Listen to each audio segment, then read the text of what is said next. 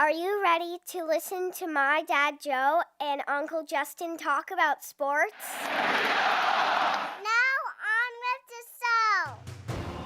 The Joe Mays and J-Raff Show is brought to you by Mays Sandwich Shop, which have been serving the greater West Lawn area delicious food for over 70 years.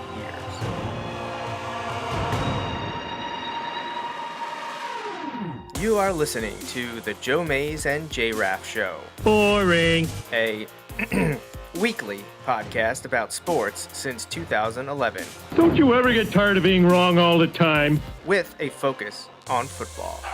Second and goal. Pass. Got it. Touchdown. This guy has had some year. Al, I've got to tell you, in a pressure situation, I don't know if I have ever seen anybody be better than Matthew Stafford and Cooper Kupp. Wow, what a drive.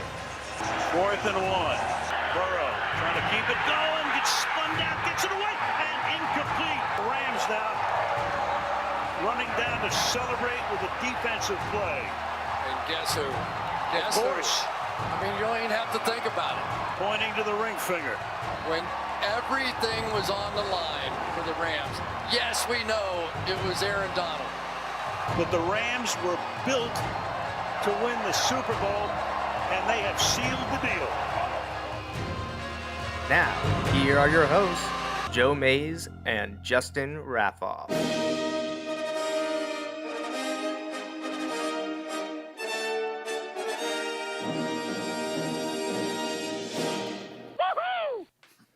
Hello, everyone, and welcome back to the Joe Mays and J-Raff Show. I'm one of your hosts, Joe Mays.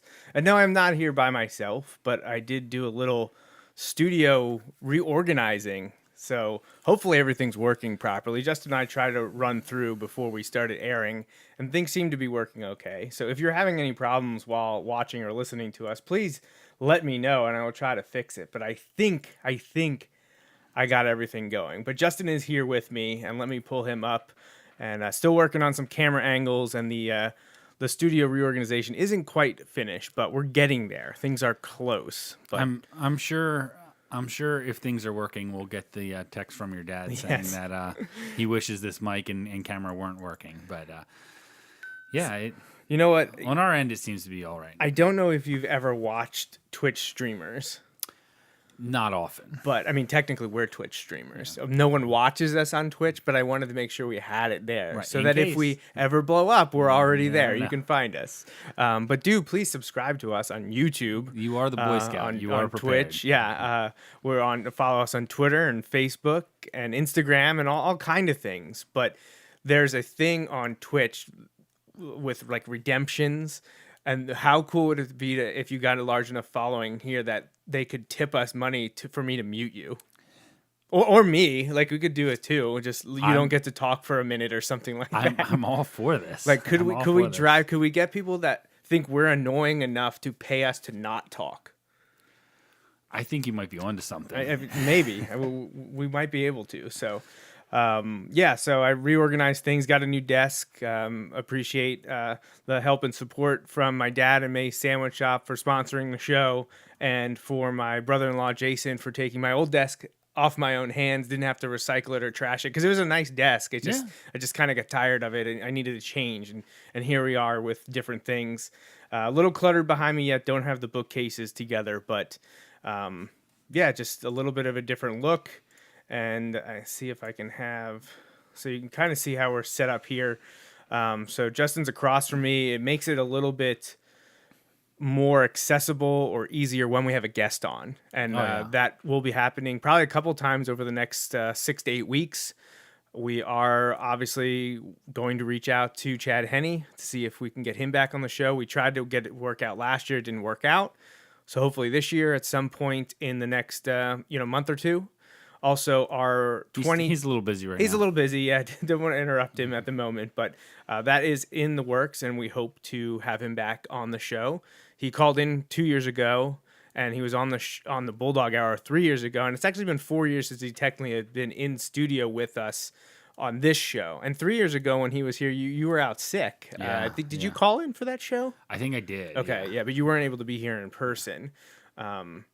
So we'd like to get him back here to talk with us, but also the 2022 March Madness Bracket Challenge winner, Andy Hoffert. We're working with him to pick a date for him to appear on the show to finally fulfill what we owed to him for winning the Bracket Challenge last year. He already got his shirt months ago, last year at some point, but we are working with him on getting a date. I believe he wants to talk about Penn State football, though, and we will be able to do that maybe a little bit better or with more clarity as we get closer to the blue and white game, which is scheduled for Saturday, April 15th. So I think, working maybe mid-end March or early to mid-April, before or after Easter, possibly we'll get Andy on here. And by then we'll already have another bracket challenge winner in the queue. So we'll see who that will be. As long as it's not my sister, I'm sure we'll be good with that. I was thinking, Justin, it would be fun to have another episode with the dads again. It would be. Years ago, they both tied to win the bracket challenge, so we got to have them both on. So it would be fun to have Jeff and Bill on again. That was one of our most watched shows was the dads. Then, unfortunately, my sister produced an audience for some reason. Natalie, 2 weeks ago, did really well, too. We had a lot of interactivity. Should have seen Austin's reaction on Monday when I told him, Natalie was on the show with us last night. He was like, oh, my gosh. Well, technically, he was on the show like the week before. Yes. Not sitting in front of the microphone, but we had video of them opening cards. Speaking of cards, there was another great West Lawn Owls card show this weekend, sponsored by 610 Collectibles, and a friend of the show, John Christian, bought a few things from his 610 Collectibles booth at the show.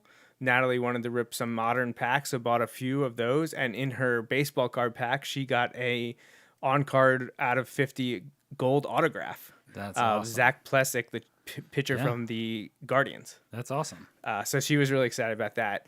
Because a lot of times when I buy the packs, I give her the cards that are, are base and not interesting. Not the but 1 out of 50. I keep it. I was like, this is your pack, whatever you get it. And it had a gold autograph. And it's actually sitting right over there because I told her I wanted to get her a nice case for it.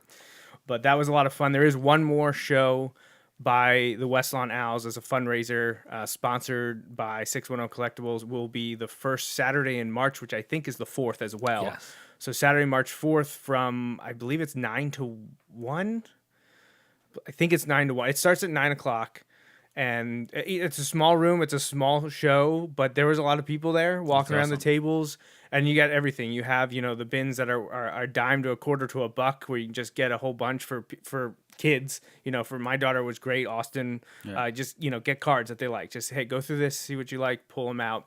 And then, of course, there's some big hitter cards there. Yeah. I know John at 610 Collectibles has a Joe Burrow rookie patch autograph, collegiate flawless. So it's his LSU card, on card auto. I think it's out of 5, and it could push 10 grand if you sell it at the right time. Right. So it's probably at a minimum shouldn't go for any less than 5 to 6 right now. But I know, if Burrow would have made the Super Bowl again this year, that is a huge card. Right. So I saw it there. First time in person, I got to see it. I'd have to be explaining to Austin why we cannot buy that card. Yeah, as the Bengals fan, that would be. Now it's Joe not Burrow. It's LSU. Yeah, duds, but that was what he liked. He liked Joe Burrow when he played for LSU because they were the Tigers, and then when Burrow went to the Bengals, the Tiger to Tiger, that was it. That was the nail in that coffin. So yeah, good for him. So I think that's all like house cleaning that I had here. An announcement wise, we are going to do a show next week. I should say this now. We'll say it at the end too. We will have a show next week. Obviously, we're not doing it on Sunday because it's the Super Bowl. We will do it the day before so we can properly preview the Super Bowl. Final thoughts, 24 hours before the game hits. Where it's looking to be probably Saturday afternoon, late afternoon.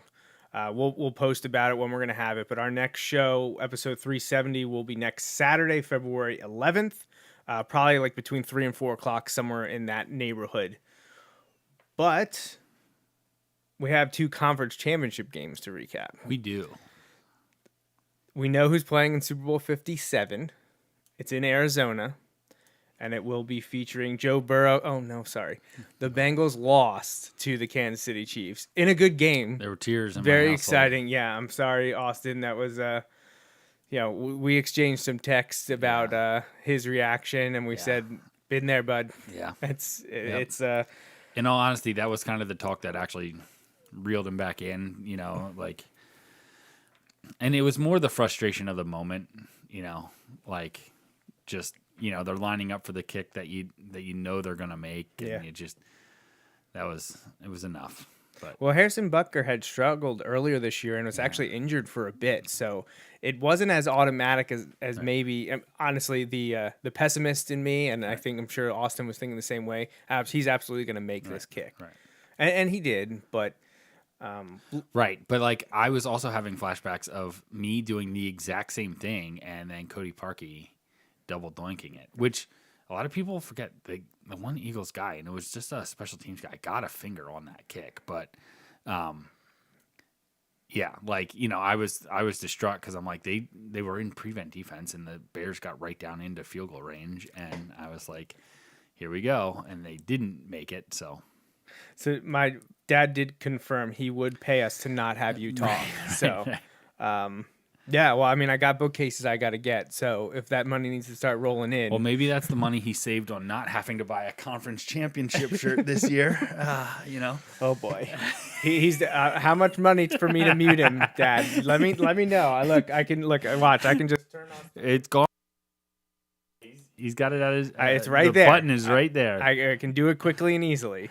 So you show me the money, and I'll make it happen. But yeah, so we'll get to the Eagles. Let's stick with the night game, the more exciting of the two games, the one that produced 50-some million viewers for CBS. Yeah. Huge game because it was between two big star quarterbacks, two teams that have been very good all year long and last year, and it was a close game up until the final kick. I mean, yeah. You couldn't have asked for much more if you were CBS or the NFL from that game.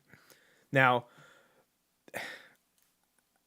the officiating, the talk from people of there being a script or it being rigged. Right. I was going to make that comment. I was going to be like, couldn't have scripted it any better. I don't have patience for those people because it's absurd. Right. It's the same type of conspiracy theory BS that you get around the ridiculous ones like, people who think the earth is flat, or those who don't believe we landed on the moon, or that 9/11 was an inside job. Like those, I don't have time for those. I don't have time for people saying the NFL is rigged either, because it's a huge eye roll moment for me. There's absolutely no way. I did laugh at some of the players' takes, like, and their tweets on things like, like the one where it's like, I'm drawing a blank, but like Marlon Humphrey, who sends out a lot of ridiculous stuff on Twitter, but is like, yeah, it was scripted that I gave up 200 yards to Justin Jefferson, and just like things like that. Like, I like that. That's funny. Right. That's the ones funny. making fun, or the ones where it's like a guy like raising his eyebrows and smiling, and it's like Nick Foles when he reads like the 2017 script, just stuff like that is just, that's funny to me. But yes, like the whole idea that it's script or rigged, like, and I think you said this, and look, if they could rig it, they're not gonna. If it was rigged, they would not be having Kansas City and Cincinnati. I know people are like, well, they're two of the biggest teams, yeah, but They're like not the biggest. right, and they wouldn't. San Francisco, I know the other game. San Francisco wouldn't have been down to the third string quarterback in the first place. Like. It wouldn't have been San Francisco. If it was Right. scripted, it would have been Philly, Dallas. Right. Like 100%. Right. I know San Francisco is one of the probably top 5 most Right. notorious But- NFL teams But because not, of that they run. wouldn't have passed on that matchup. But you don't pass not on even a Philadelphia, chance. Dallas. Right. Like, and to be honest, even with the week before, the Vikings don't beat the Giants. I know the Giants are the New York market, but like the Vikings with Justin Jefferson and that off, like no, they wouldn't have. no, it's right. it's ludicrous. Right. Also, just think about the number of people who would have to be in on it. Like the I sheer thought of number of that. people you would have. How many to, times have we had the conversation, usually about things that we don't even really want to talk about with the NFL, about how you can't get everybody on the same page, whether we're talking about 32 owners or whether we're talking about a couple thousand players. You can never get everybody on the same page. No, for anything. Let alone this, when somebody would have a chance to make money off of that, like releasing that, like that, obviously never. No, it's preposterous.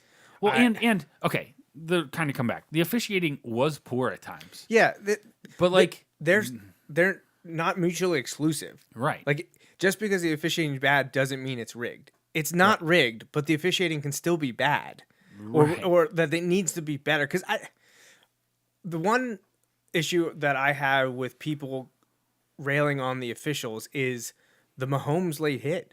That was very clearly a late hit. And it wasn't like they were just run into. If it's just run into, that's one thing.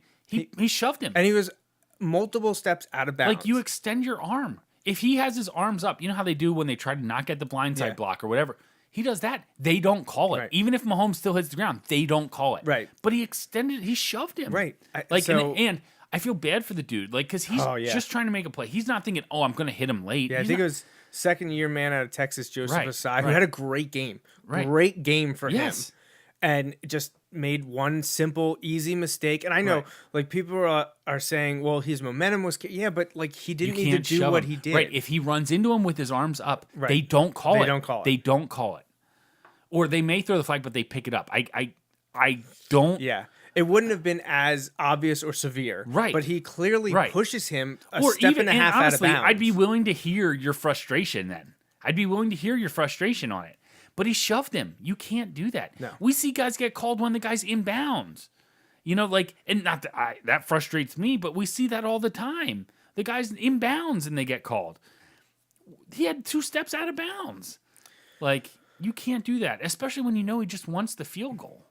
The other one, and probably the bigger one, especially for the rigged crowd, was the third down do-over, which I don't even like It wasn't a do-over. them calling that because that play never happened. Just because Which happens all the time in the NFL. Right, and every time they say before the snap. I don't understand why it's people that just want to believe it's rigged. Right. It'll make them feel better because their team lost or because they don't like the Chiefs or whatever it is. Those type of things happen more often than not. Now, usually the full play doesn't happen. Granted, I get that. But it's very obvious in the... I'm going to call it all 22, but it's not the all 22 angle. It's a zoomed out angle. Right. You could see where you could see what guy running back in. judge or whoever that is. Now, should he have done it faster and with his arms going crazy? Maybe, but he's still clearly doing it. Right. And what is the head ref's name? I want to say, was it Torbert? Yeah. He explains that we blew the play dead just because they couldn't hear the whistles because, as we heard all week, Arrowhead is loud. So you're not always going to hear the whistles. But if they're doing it, they're not going to let the play happen because if anyone did hear it and stopped playing... What? Just like any other the play, when the whistles are going, who knows how that play would have turned out because somebody probably heard the whistle. Oh. Someone.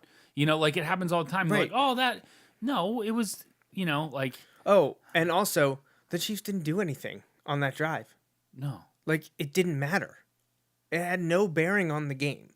Did it look bad at first? Sure. But as soon as they showed the replay of the ref stopping the play or attempting to stop the play, that's all. I didn't need anything. Right. I just don't know why we're focused on that. I have been laughing as I have gotten extremely hooked on New Heights with Jason and Travis Kelce. They're hilarious. It's awesome to hear two future Hall of Famers talking about that life in the NFL and just everything that goes on with players and teams and facilities and coaches and in-game antics. It's been fantastic, but they always have been the last few weeks leading up to the conference championship games, even talking about rigged and script in a joking manner because they know it's ridiculous. It's ludicrous, but they were playing it up leading into these games. And I told you, as soon as the next episode started after the conference championship game, one of their first things they say is talking about the game was how the games were rigged or scripted. So just quick side note on them, and I'm doing this off the top of my head, so like this is a really, really tough question to answer like on the spot, but are they maybe going to go down as the best sibling duo in NFL history? Well, I mean, based on the fact that I assume that both of them will make the Hall of Fame. Well, Peyton and Eli, I feel like fair enough. It's going to be tough because they're both quarterbacks. Yes. So that probably trumps a tight end and a center in terms of optics and the way it's promoted. having them both play against each other in the Super Bowl kind of takes it to another level, Right. which is awesome and is fun. It's funny. I was watching the interview that they did back in either end of October, early November, kind of a spin-off. It wasn't part of the main feed, but still counted in the way they numbered the episodes with Patrick Mahomes. Oh, yeah. And Travis Kelce sat down with Patrick Mahomes in some studio somewhere. I don't know if it's a Chiefs facility at Kelce's house or if they rent something. But apparently at some point, I don't know if it was for this interview, but at some point when Jason visited, he wasn't allowed in the Chiefs facility. They were like, no. And you're not allowed on. But then I'm watching the Jalen Hurts interview, and Travis is there with them during the Chiefs bye week, but in the Eagles facility. It's funny. I recommend if you like listening to podcasts or they have a video version on YouTube as well, which is what I've been watching. It's very well done, very well produced. Audio is great. The pictures and video that they show is awesome. The segments are fun. It is about 2 hours each episode. Check it out. It's New Heights. With Travis and Jason Kelce. The reason I got hooked on is I had seen it and you had been sharing with me. They've been talking about the Chad Henne football because they had been trying to track down. And I said immediately on Twitter that night when Travis threw it into the stands. Our buddy Dustin Miller told me that ended 19 rows. Well, yeah, I didn't even realize he had done that. I was just so excited that Chad had thrown the touchdown, and Dustin was like, yeah, he tossed that into the stands. I'm like, oh, I hope someone gets in that ball. And there were a few false alarms here and there, but they went on the show like asking, hey, whatever Chiefs fan has this football, get in contact. And supposedly they had gotten contact, but they didn't want to have to do this during the lead up to the conference championship games. So, and they mentioned it on this past week's episode too, that they were going to try to do a swap. And he was listed all kinds of stuff that the dude who has the football is going to get from, I think Travis Kelce has his gloves where they caught the touchdown with. He's going to try to get Chad Henne to sign a jersey for him. And I think they were going to give him New Heights swag. Like there was a whole a list of stuff that the guy who has the Henne touchdown ball was going to get. And it's a big deal because it's Chad Henne's first postseason touchdown pass, and he's played, this is his 15th year in the NFL. So it's a big deal. So Travis wanted to get it back for him. And hopefully we'll find out, and maybe we can find out from Chad in a few weeks that he has that football. But yeah, so check out New Heights. It's great. If you like podcasts and football, hearing the two brothers talk, they have such great chemistry. It's really phenomenal. So I'm very much looking forward to the episode after the Super Bowl because one of them is going to be very disappointed. Yeah. Do you just seeing the ones, and I don't know how far back you went, but there was ones, it was after Jason had a bad game, and there were a couple like bad snaps. He talks about how he's not a good snapper. And then Travis brought it up on the show, and Jason walked off. Did he? And then they came back, and he apologized. He's just but he was choked up. But he's like, I take this so seriously. He's like, and he didn't say I sucked, but he's like, I screwed up, and I'm still mad. He had a couple mistakes in the game, and just how much that meant to him that he had not played his best. And I really like the Kelce brothers. I love the bits and pieces that I get here and there. I need to start looking at it more. I just haven't done that yet. But I know we didn't fully cover Chiefs Bengals completely. Right. I don't have much else to say. The biggest thing was the talk about it being rigged and then wanting the Chiefs to win in the officiating. Officiating wasn't great. It could be better. But we could do a whole show on that. Part of me is look, the Chiefs were playing three rookies at defensive back for the majority of the game. And you scored 20 points. They played great. They did. They did. But you've got a phenomenal. If any part of the Chiefs was going to be struggling, that should be a spot that the Bengals are able to exploit. You know what I mean? That should be a matchup. And even after that game, if you look at it on that matchup, I'm favoring the Bengals every time, and they just couldn't take advantage of it. Yeah. Now, in part because the Bengals' offensive line was banged up, and the Chiefs, Chris Jones especially, and some of those other guys were just able to wreak havoc on them. And yeah, it just turned out that way. Like I said, there were tears at my house, and I talked to Austin, and I said that's part of how it goes, and You know, after the Eagles win a couple more here, if the Bengals got one here and there, I'd be okay with that. But, You'd be willing to say it's your turn now Right, too. right. How about the Dolphins get one in there then? between the Eagles' next couple three-peats, you know, like if we have to break it You'll up. throw with Joe Burrow a bone, Right, yeah, you know. as long as it's not a Bengals-Dolphins matchup along the way. Well, if that's the case and it happens in a few years, Austin's older, we're going to sit down and you guys will have to watch that together. As I just sit here, literally the popcorn meme just me. So that's funny because you bring that up, but I was thinking if it was Bengals Eagles in the Super Bowl, I wanted to be there to document Oh my that gosh. you two watching the Super Bowl and then do a super cut of it for the Yeah, show. it was- and then when the Bengals won, have Austin come on here and talk about Oh, the Super Bowl championship that his team just won, beating his dad's Eagles. Yeah, I felt bad for him that the Bengals did not win. I am not sorry that I don't have to go through that Right. at this point yet. Yeah. Well, so I guess we didn't touch on it all that Patrick Mahomes is playing on a bum leg. Dude is so good. So It's just unbelievable. He gave a lot of props. Well, I guess it was Travis Kelce giving props to the athletic trainers for help with his back because he was having back spasms leading up to the game. But Patrick Mahomes had a high ankle sprain, and we've seen that take like 3 to 6 weeks depending on the severity. Some people have required surgery on that, which I don't really know how that works if it's not broken while you're getting surgery. I wanted to ask Kiernan. Sometimes they get the Tua one where they go in and they put the screws in and they tighten it like artificially. They tighten the ligaments. Yeah. But I mean, he powered through, and now he's got another week off before the Super Bowl. I have nothing against the Bengals, but obviously I was pulling for the Chiefs. I wanted to see the Chiefs get I'll there. let Austin know. Mostly for Chad. I wanted to see Chad Right. make the game again, have a chance to win another Super Bowl, which would just be fantastic. I have nothing against Burrow and the Bengals right now. They beat my Dolphins this year, but it was early in the season. I don't have anything against the Bengals. The Bengals are honestly my second team growing up. Outside of the Dolphins, I was a big Bengals fan. It's because Kajana Carter went first. Was it first overall to them? Yeah. Was he second? I think he went first overall. And unfortunately, that blew up in their faces because of his injuries. Unfortunately, he tore his ACL right at the beginning of his first year. But I was always a big Bengals fan. I had those It's little. a shame too because if that happened now, he'd probably rebound and Yeah, he'd be back the he'd be next back. season. Yeah, I mean, we saw Cam Akers last year tear his Achilles and play in the same season. Right. Now, I know that happened over the summer, right. but he but was it's back just so for the different playoffs. now. Those Yeah. injuries are so different. Yeah, completely. And advancements in medical science and athletic training and everything that goes into that. It would be interesting to see if players like him and so many others that have suffered catastrophic injuries in the 80s and 90s, what it would be like if it happened now. But growing up, you could buy those youth jersey helmet sets, which I've showed you before. I have a Dolphin set and a Bengals set. I pulled it out last year when the Bengals made the Super Bowl.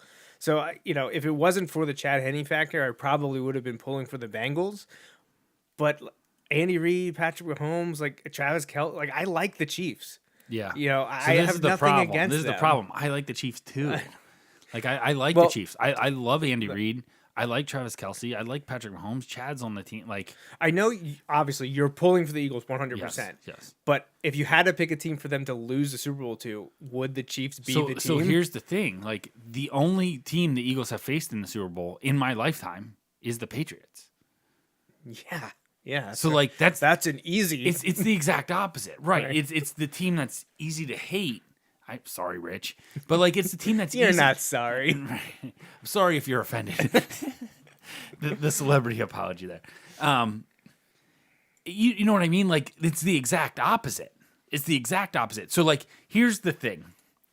I would like to think as a 38-year-old man, I'm a big enough man to say, yes, when this is over next Sunday night, that win or lose, I'll be like, yeah, If we're going to lose, I'm glad it was to this team. Well, so here's the thing. Mahomes, if I rank them in those things, I like Mahomes, but that's down there on the list because he's not my team's quarterback. Right. If he wins, great. If he doesn't, so be it. Chad on the team, I'd be really happy for Chad. Yeah. The thought has crossed my mind that Chad already cost my team a chance at at a championship in college in 2000. Yeah, rough. 2005. Yeah, 2005. Yeah. And I was there. I was there for that game. You were there in person. Man, imagine if we had this show then. It's probably good for everyone that we did not. So there's that. Like I'd be very happy for Chad. I'd be really happy for Andy Reid. I heard some national people say like this will be interesting because like Philly fans are really divided on Andy Reid. Who? Like I'm not saying you can't find any because that those gross generalizations, but they're not. Every Eagle fan that like I know and like actually talk to. I've never heard an Eagles they fans like Andy. say anything bad about Andy. Were people frustrated when they lost 3 in a row and then you lose the Super Bowl? Yes. But like it was time for Andy. It was the perfect example. It worked for both. And Andy, and again, this is my biased opinion. Andy is the second greatest coach of the generation and a Hall of Fame coach. I think he sealed that when he won the Super Bowl in Kansas City. But his numbers compare favorably to everyone minus Belichick, who is better numbers than everybody. I just think I like Andy. I like the Chiefs. I think if I had to pick a team to lose to, I pick a team that I can be happy for a number. See, so the only thing I would say, and there's more factors there. It's just how do I rank these factors? If it was the Bengals, Austin would be really happy. That's true. Yeah. I would be really just knowing how excited I am. And my NFL team never won the Super Bowl when I was little. Right. You know what I mean? Scratch that. My teams never won a championship when I was little. Yeah. I got so like then. you know what I mean? Like but outside of that, and there are more reasons, like I said, there are more reasons I'd be happy. Because Austin rooting for the Bengals is the only reason I'd be happy that the Bengals would win. Right, yeah. Whereas the Chiefs, there are more reasons. Sure. And more that are like directly me. Personal related, right, yeah. Like my rooting interests. But I would be happy for Austin in that instance. But yes, the Chiefs would be that list. And I hope that the outcome of the game is one of those where, I still feel that way on Sunday night in a way that it doesn't matter because the Eagles won. Time will tell. Time will tell. I hope I can be a very gracious winner next Sunday evening. Well, the great thing is you won't even get to talk about it because we have a preview on Saturday next week. Right. No show, Super Bowl Sunday night. Although, to be fair, win or lose, I'll probably be up all night. So, So we could do a live reaction show. But then the weekend after that, oh no, there is a weekend there. We have the 19th. I was thinking we were doing Bulldog Hour the week after Super Bowl. We're not. So we will have a Super Bowl recap on the 19th before we do Bulldog Hour on the 26th. But I may or may not be here. So I have a story akin to the childhood thing you mentioned about none of our teams won when we were younger. So while I tell that, you can have a piece of the trading card gum. That's older than all of our kids. So that probably. stick of gum, I believe, was from 1990. Oh my gosh. I'm going to turn up your mic so we can. Now remember, that gum used to be soft. I did this a few years ago when actually a listener and fan of the show, John Rogers, sent down old wax packs of cards. I believe mostly football. There might have been some baseball in there, but I opened them up and the girls were like, "What's that?" I'm like, "That's gum. They used to put gum in trading card packs." And they were like, "Oh man, that's so old." I was like, "I'll eat it." And they were like, "What?" Before they could even like react, I popped it in my mouth and I took a bite. And they were like, "Oh, that's so gross. It's like 30 years old." I'm like, "Yeah. So what? What's it gonna do? It's gum." It was pretty gross. It was pretty gross. Yeah. Here, would you like to spit it out? I can get you a tissue here. There you go. You can spit that out. I told him before the show that's why I had it sitting there for him. There is actually some thicker ones too. I wonder what it'd be like chewing this like Pro Set stuff from. Actually, this might be from 1990. I don't know what the stuff when. This could have been actually from 1984. So that might even be more impressive. Before I was born, you were a few months old when these cards came out. Yeah. So now Justin and I both have eaten very old trading card gum. But the story was. about the Philadelphia curse of William Penn, the statue of William Penn, where the last Philly team to win a championship, I believe, was the Sixers in '83. Yeah. And at that time, the William Penn statue was one of the highest points, or the highest point in the city. It looked over everything. Nothing was higher than it. And then they built a bunch of buildings that were taller than it. And then finally, in like the mid to late 2000s, I believe in 07 or maybe even finished in 08, early 08, the Comcast building went up and they put a William Penn little statue on top of the building. Yeah, the ironworkers put it up there. And what happened later that year? The Phillies won the World Series. Right. And I've told that story to Natalie and Haley before, but they just asked about it again. Natalie's learning about William Penn in history class, and she asked about something relating to. She heard something relating to sports in William Penn, and I was like, I'm pretty sure it's about the curse. That's awesome. It's one of. She's like, do you believe in that? I was like, it's all coincidence, but it's fun. I like it. Right. So you talk about the Cubs stuff, the Red Sox stuff, like curse busting. Those stories are fun. So there you go. The Red Sox one, and we talk about this all the time. Before Boston were Boston, when they were the lovable losers, right? Like that 04 Boston, that series, I remember at college we were watching and fantastic. you were just watching every out. It was just crazy and so much drama, and then you're they're down coming back, 3-0 and to you're your like, rival they're in not the gonna AL actually come championship. back, right? They're not actually, and then they do, and it was nuts. It was nuts. It was, think about it. It was before we had the taste of victory with the Phillies, which would be 4 years later. That we knew the Phillies were trending in the right direction, but they hadn't made the playoffs yet. We were latching on to, everyone hates the Yankees unless you're a Yankees fan. Right. The Red Sox are Because lovable. the Yankees were still very closely removed to that, where they won all the time. Right. It was the late 90s, early 2000s, and this was right near the tail end of that stuff.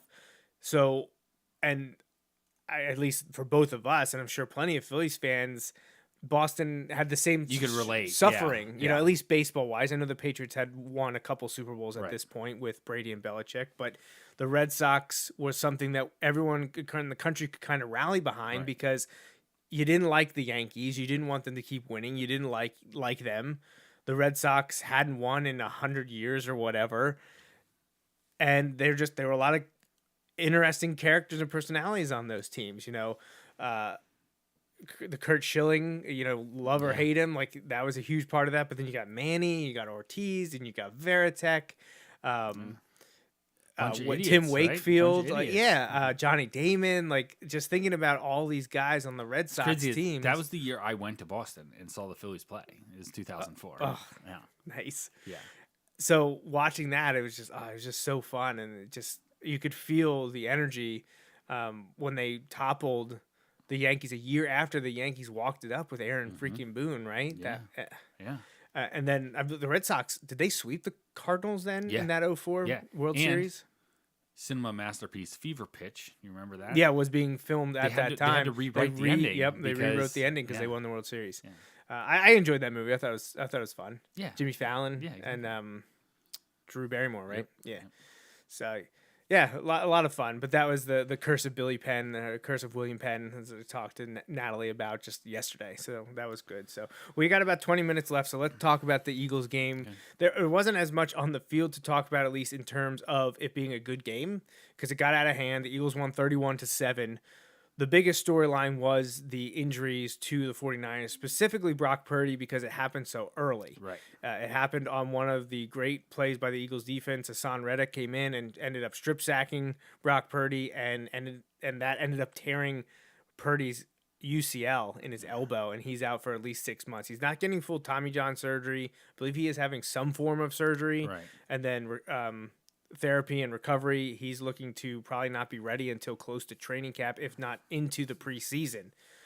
So the 49ers and their quarterbacks and what to do, again, that could be a whole nother show. But in terms of Eagles 49ers, unfortunately it was a dud of a game. The Eagles felt like they were in control by and large from start to finish. Officiating issues in that game as well. We briefly talked about it, probably via text, but now we get a chance to talk about officiating and the use of replay and challenges and things like that. immediately, and I texted this to you the day after the game. I said, I put most of the blame on this situation, not on the NFL and the officials and the replay. I don't understand how you're Kyle Shanahan and you don't challenge that play. When Right. you see Devontae Smith signaling to the team that we need to run a play. And right. Jason Kelsey on New Heights says they have a play designed so that if you think a play can get turned over by replay, you run this play. And if you see it, he's signaling it immediately. He's not just yelling. He's making the signal. He's making the signal. Like, this is their signal for that play. Like, let's go, let's go, let's go. Not just like, oh, hurrying up. Like, and a couple things. One, good on the Eagles for having that, being prepared for that moment. And two, like you said, and here's the thing. It's not like Shanahan only had a second or two to do it. Like, I know. No, he had It had is to have quick. close to 10. Right. For everyone to run up there, for them to spot the ball, for them to get, like, you have a chance. And I know that's probably not fast enough for your booth, like the team replay guy, Right. who's No, watching it's not. to tell you, yeah, you should challenge. But if you see a guy who just made a catch, hurry everyone up to the line.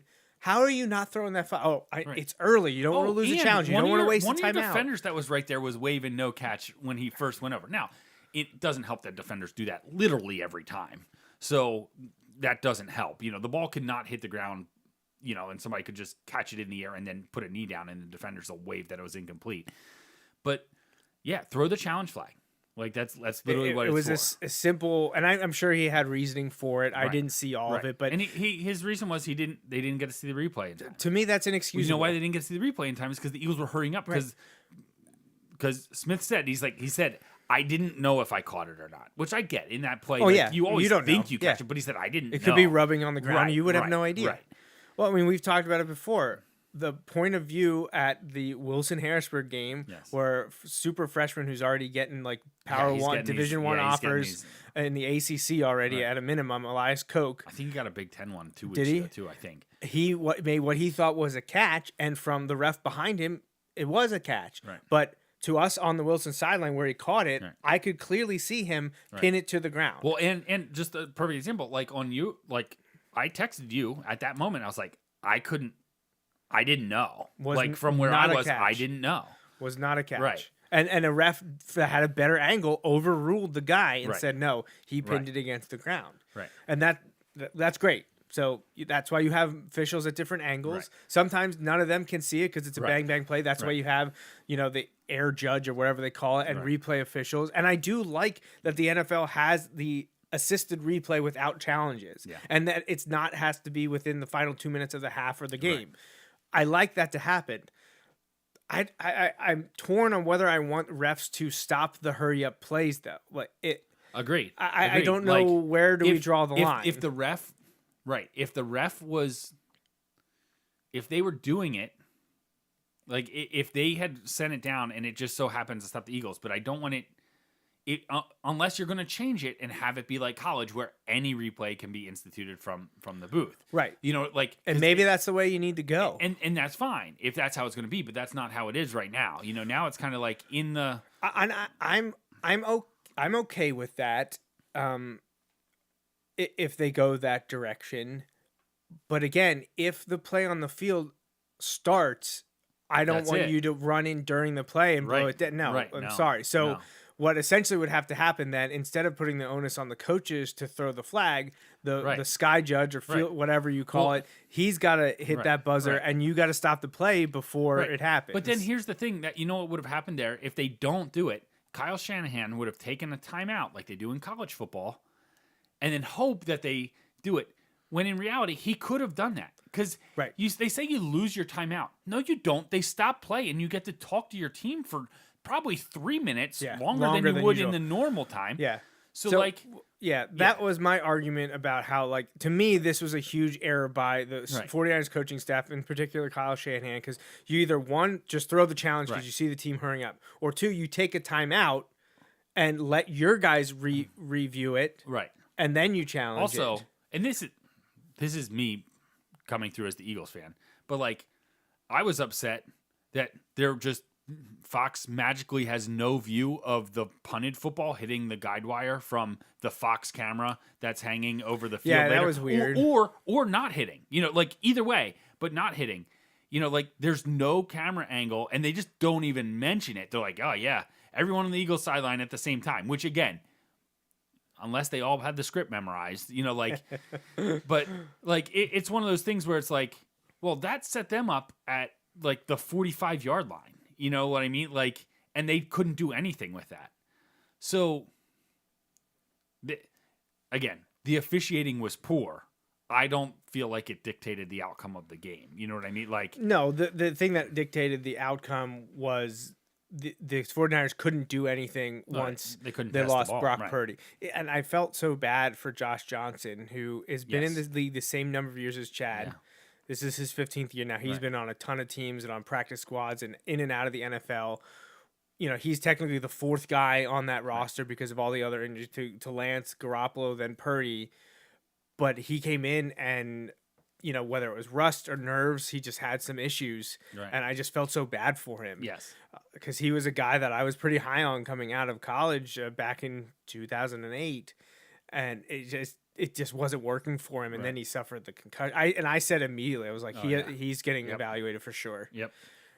And then they shoot the slow-mo replay, and you can clearly see his head hitting the turf. So I knew right away, and I was like, well, they have no other quarterback. So and the broadcast had been talking about Kyle Juszczyk, the fullback, coming in. But I think technically he's listed as the emergency. But so here's the thing, and I didn't know this. A few years ago, they eliminated how they have the emergency, but they eliminated it by adding another roster spot. So teams technically could bring it, but teams just don't. They don't use it. They for use the it somewhere else. They use it for someone else, right? Right. So Ross Tucker mentioned they're like, we could see that changing, and it probably will change. I think they should. If hockey can let a guy literally come out of the stands and dress up as goalie, the e-bug, yes, emergency backup goaltender, you should. Which is an insane. That is a topic that could have its own show too. But like, I feel like they should have an emergency third quarterback, right? And the rule will be the same. Your first quarterback cannot come back in if the third quarterback. I guess it was always bonkers to me that the active roster is 53 people, but they could only dress 45 in a third quarterback, or now 46 at any position can be that. Just dress all 53. Like, I don't understand. I don't know. I know that's a whole CBA and a negotiation thing. Right. If you have an active roster, have them be active. Yes. Like a lot of teams do carry three quarterbacks. Right. I don't it doesn't make any sense. Basically, have no healthy scratches. Like, if you're healthy, why do you have healthy scratches? Right, exactly. Doesn't make any sense to me. But were there officiating issues? Sure. Right. What are the solutions to them? Do you add replay for everything? I don't know. I feel like there's a slippery slope there. I do feel that the officials should be that should be their job. Yeah. And I know there's some people that push back on that and be like, well, what are they going to do in the offseason? No. I don't know. Learn the playbook. Teach clinics. Help at the practices. There's plenty they can do. They can help at rookie things. I feel like the $1 billion industry could figure it out. Right. So that's my first suggestion, which is not a new one by any means, is have these guys be fully focused on NFL rulebook officiating, game and clock management. This stuff should be their main focus. And I know most of them it is, but they all usually have other part-time jobs. Right. It's bonkers to me that they're not full-time, that this isn't as important as this stuff is.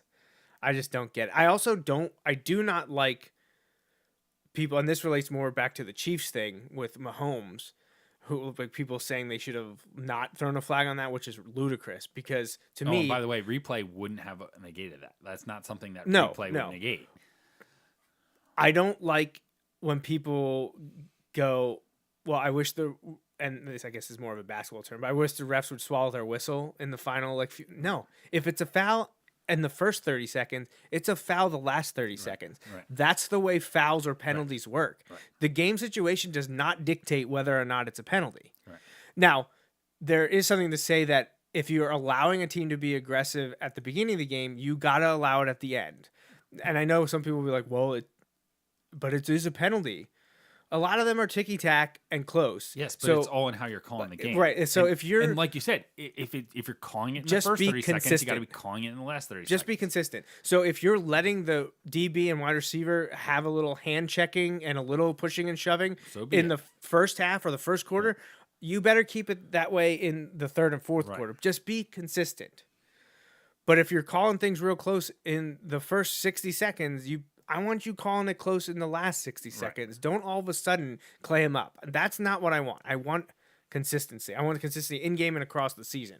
And we're not getting either of those right now, which is the problem. Well, I think it's hard too because in the playoffs they mix up the right. crews. That's what someone else said. They're like, why are they doing like quote all-star refs? Like just because they were each good at their own job during the season. They work well together. They worked well as a Take group. the highest rated crews. Yeah. So there's some things that can be adjusted. Will they do it? I have no idea. Which is why, like, I saw a thing today that said the ref for the Super Bowl is one of the top 3 for the last 2 years. Top 3 most penalty like refs. He's thrown the most flags. Right, over 12 a game. However, that's his crew. Oh. And he's not with his crew. Oh, right. So, yeah, like, I have no idea. You know, like... Yeah, that's weird to me. And I'm sure that has something to do with the NFL, the ref union. Yeah. Referees union. Right. I honestly, I feel like you'd want to take the best crew. The one that works the best together. They know the feel for how everyone judges everything. Right. They have the best lines of communication. Right. I don't know why they have to feel like they have to pick the all-stars. I know that's seen as a reward, but reward the whole crew. So I feel like your top 6 crews should get the first round. And then from there, your top 4 crews get divisional round. Right.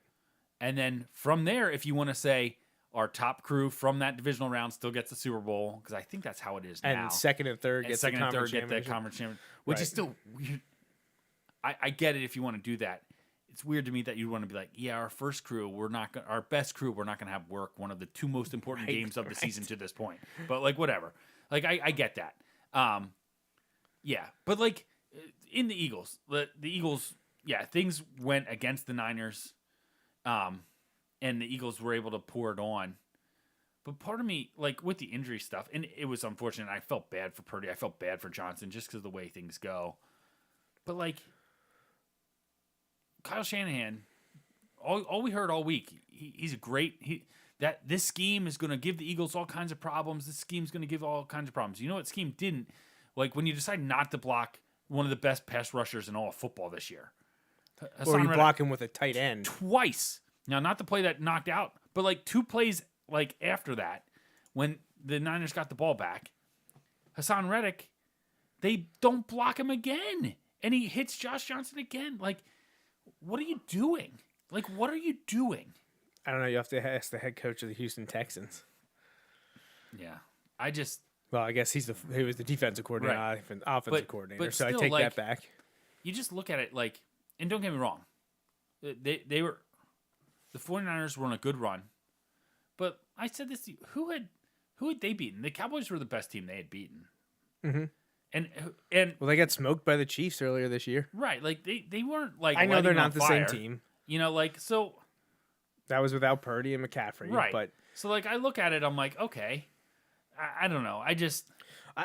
But yeah, you know, Brandon Ayuk says the Eagles aren't that good. So I know, I saw that. And Jordan Love says that I know. you know anybody could coach the Eagles. So well, you know. like the best thing about that is we will get to see it proved on Right. the field Sunday Right. night. So I'm not that concerned about. I know it'll get the fan base fired up. Right. But And I immediately went to the last time the Eagles won the Super Bowl. Alvin Kamara was like, the Eagles were just lucky that the Eagles weren't lucky. The Vikings were lucky because you blew it on one of the worst defensive plays to end a game ever. Right. Like, win that game, and then you would have had a chance to show that you could beat the Eagles. And that's kind of how I feel about the Niners. Like, all right, you can say the Eagles aren't that good. You just got smoked by them. And, yeah, you lost your quarterbacks, but you lost your quarterbacks because your offensive genius of a coach couldn't think to block the best pass rusher in the NFC. yeah, I laugh at the notion that That's the fan. That's the fan. Coming no, out. but like, I was it was cringy. People like you want to say that should the 49ers have been at full house, like, at least with Purdy the whole game, would it have been a better, closer game? Like I'll give you that. I agree with that. Right. But the Eagles still also put up 31 on them, Right, and they put up- and were able to pull their starters. And I know like people were like, well, they shouldn't have gotten that first touchdown because Smith didn't catch the ball, and then Josh Johnson had that weird fumble that right before the half that put him up 21-7. You can woulda, coulda, shoulda, or guess what would have happened after that. From what I saw, the Eagles were the better overall team. Now, would it have been maybe a field goal or touchdown game? Maybe, probably. Right. Because the 49ers were good. They were very good. They after the first month of the season, things started to come together, and then once Purdy came in, he couldn't do anything wrong, and then an injury took him out. That's football. Right. That's unfortunate. And that is the cards that the Eagles were dealt. But the other thing, like, I feel like people were just overlooking that the Eagles were the best team in at least the NFC the entire season. Right. And no one in the playoffs could prove that wrong. Now, sure, they had to play the Giants, the Giants weren't that good. Okay, what other team in the NFC was good? Right. You can't go into the playoffs and be like, oh man, the NFC East is the best division in football. And then have people, and this is another thing. There's a guy, Fox Sports, right, who picked the Giants to beat the Eagles and then picks the Niners to beat the Eagles. And then this week is saying the Eagles didn't beat anybody. You picked against them both weeks. Like, by the way, if the Eagles win against the Chiefs, they would be only the third team ever to have 10 wins against winning teams in a single season. The only other two teams to do it are early 2000 Patriots teams. So I don't think it's a stretch to say up to this point, the AFC has been the better conference this year. It's deeper. I think you could probably have the Eagles at the top because they proved it by and large, especially when Hurts missed games because of injury. Right. You could see that they weren't the same, even though they won one of those 3 games. They had won one of those 3 games, but if Hurts plays in those, they probably win one or both that they lost. Right. And now you're looking at a 16-1, 15-2 season. That doesn't happen that often. But I feel like you probably could say the Chiefs, Bengals, Bills, they were weird the second half of the year. At a minimum, probably maybe better than the 49ers and the Cowboys. Yeah, I would agree with that. And the way things went with the Bengals and Bills in the playoffs, like retroactively, I'd probably put the Bills at the same level as the Niners. Right, yeah, But before that divisional round, I wouldn't have. I would have put them ahead of that. Like, I would have put them ahead, and I'd put, like, those 3 in a tier with the Eagles, and then... And we get to see the 2 number 1 seeds play each other. What a novel concept. Right. You see the things like points for... almost and identical records. and everything. What a great matchup. I hope for a good game. I don't want to see a blowout either way. I hope the Eagles beat know them like they do the Niners without knocking 2 quarterbacks out. I do not want that to happen. But if the Eagles win 31-7, I'd be just fine with that. We'll preview the game next Saturday, so we're just going to wrap up the conference championships here. The Eagles have, I don't. People are giving the Eagles as the best team by record in the NFL this season. They're putting a chip on their shoulder. I love it. Like it boggles my mind. Reminds me of after the national championship game when the when the Georgia players were all saying, you guys all thought we were going to only have 5 or 6 wins this year. And all the reporters are like, who? What had Kirby Smart? How did he get his guys to believe this? But they did. And they were like, how did Kirby Smart gaslight his players into thinking that the media thought they were going to win 5 or 6 games this year? And that's how I feel about this. Does it annoy me when Giants or 49ers players are on there? Yes. Do I think it actually matters? No. But do I hope that the Eagles use this as again, you're a professional athlete. You don't need to be hyped up for the Super Bowl, but like, get the underdog shirts out. Like, let's go.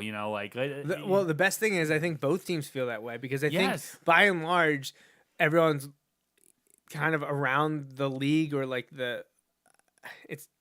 it's like peeking out of both sides of my mouth saying people are doubting the Eagles, but also like the Chiefs are the underdogs because I don't feel it's coming from either team. Right. It is all outside voices. Right. It's all like, it's all the people who are saying, oh, the Chiefs only got there because the Bengals, that's coming from Bengals and fans. AFC people.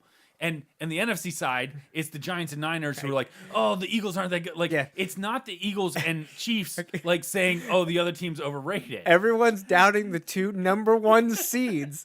Like, it's just funny to me as an outsider. I had a shred of hope that maybe the Dolphins could upset the Bills, and They weren't going to go any farther because Tua wasn't coming back. He just got cleared out of concussion protocol now. But, I just was enjoying the playoffs. And we got some really good games. Got a couple duds here and there. Unfortunately, the NFC Championship was like that for injury reasons. But to me, when you look at the entire season's work, the two most deserving teams are playing in the Super Bowl. That's pretty much what I want. I mean, other than my team being there, I want to see the two best teams playing in the Super Bowl. On just a related note to the Eagles, and we can talk more about this on next week's too, but like, how awesome is it? And again, I'm an Eagles fan, so it's very awesome for me.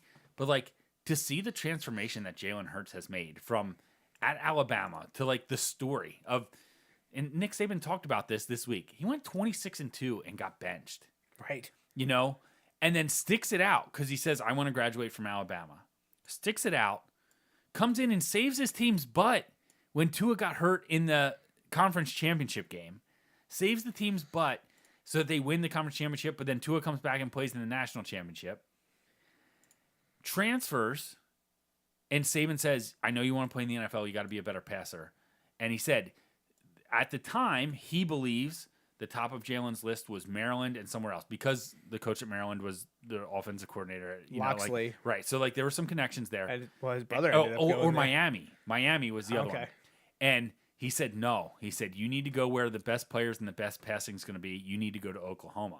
He said, which scared me because I didn't want to have to play him in the playoff. But I knew that's what was best for Jalen. So Jalen went to Oklahoma, gets to be a better passer, comes in the league, still not a great passer, but works his butt off and has become he's improved so much from year one to year two. And I heard a thing, they said the thing about Jalen Hurts is you feel like the way he works so hard, the way he's so involved, and not that other guys don't, but he is so clearly working towards that. You feel like he's absolutely going to reach whatever his potential is. Like, you're not going to have any, oh, what if he would have done this or that? Like, and it's awesome to see, and I hope it goes well next Sunday for him.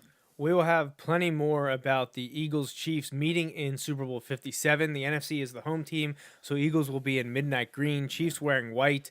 Teams wearing white have won 15 of the last 18 Super Bowls, but one of those three winners are the Philadelphia Eagles in their victory over the Patriots 5 years ago. Putting that Billy Penn statue up top. So something's got to give.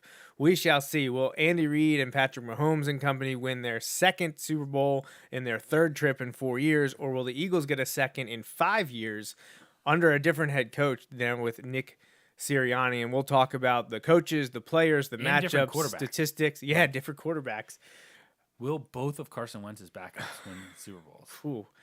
Man, how Carson Wentz has fallen in so many ways. I don't think you or I are as big of supporters anymore because he just hasn't gotten it done on the field. No. Don't want to end on a sour down note, but we do have to wrap up the show here. But that is it for episode 369 of the Joe Mays and J-Raff Show. We will be back in 1 week or a little less than a week as we will do this show again on Saturday, February 11th, again, probably like mid to late afternoon window, and we will preview the Super Bowl in its entirety and talk Chiefs, Eagles the entire time, and then do our predictions. So it'll be interesting to see where we go. Be interesting to see if Justin is Team Homer or if Justin is Team Hedge, or where he lands on the spectrum. And you know how I pick almost everything. Yeah, so there's a conundrum I'm for me. fairly certain. Yeah, you surprised me, though, with the Eagles preseason stuff, and maybe that's the hopeless optimism of fandom. Right. Now that we're in the thick of it and it has a Super Bowl prediction,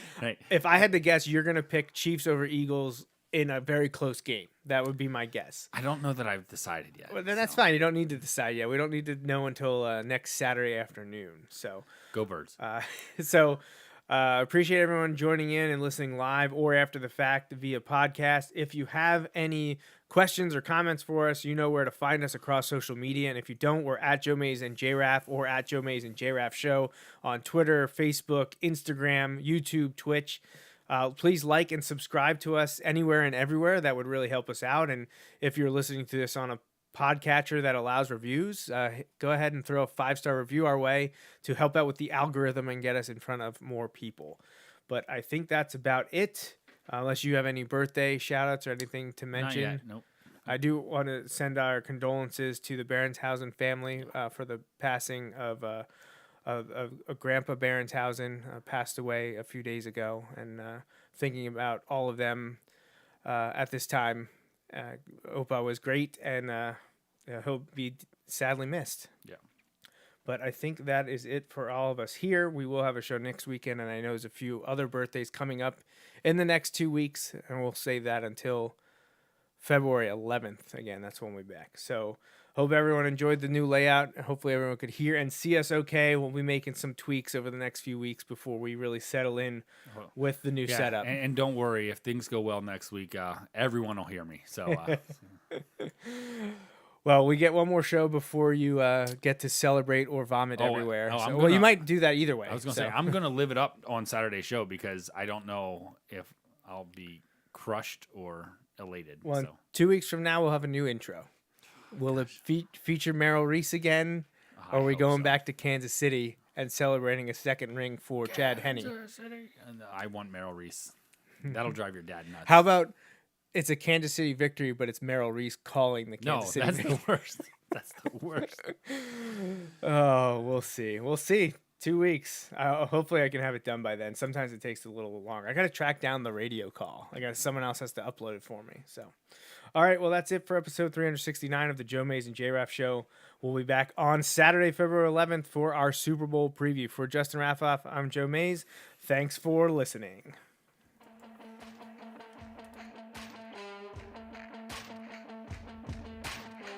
That's a wrap on this episode of the Joe Mays and J-Raff Show, brought to you by Mays Sandwich Shop. Woo-hoo! You can watch each weekly episode live on Facebook, Periscope, or YouTube.